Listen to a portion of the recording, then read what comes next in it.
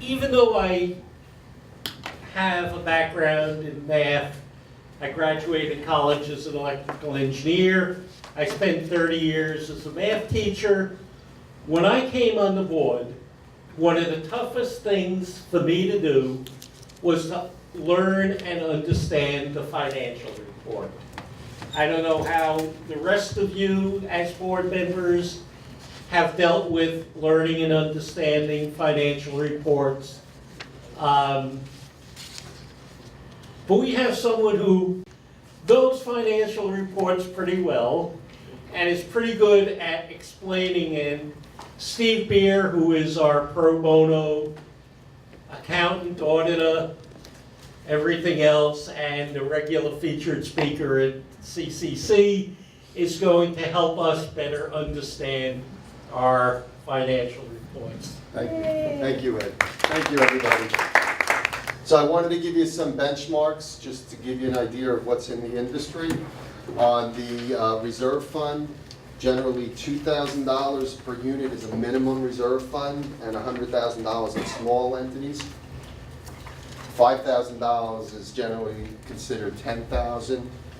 I'm sorry, it's considered healthy, and $10,000 generally is really not that often. We're seeing $10,000 per unit in reserve funds. But there are times. And a reserve fund should follow what work needs to be done. We would love to build up over time, have enough money when the work needs to be done. The reserve fund goes back down. We build up over time, and it goes down again. That's the ultimate way to do this, and hopefully not have to refinance to pay for bills.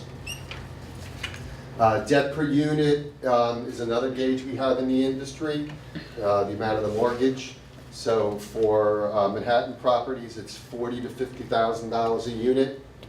In the other outer boroughs, it's $30,000 to $40,000 a unit. So I thought that might be helpful to share that with you. Portions of deductible for maintenance, generally at 40%, is what we're seeing. Sometimes with the shelter rents, you guys are lower. 60% is really getting high when you have that much of it. I saw the CNYC Expo. They also do a survey. It's mostly towards the single building cooperative, as I heard Ed say, but still it does have information on operating costs on a per room basis. Those come in handy to people. Just try to realize on an audit that we're trying to make sure the financial statements present fairly in all material respects. So we're not trying to hit it to every dollar. I know that your accounting records should be that way, but the financial statements are intended just to be all material respects. We're not going to look at every transaction naturally. That doesn't make much sense.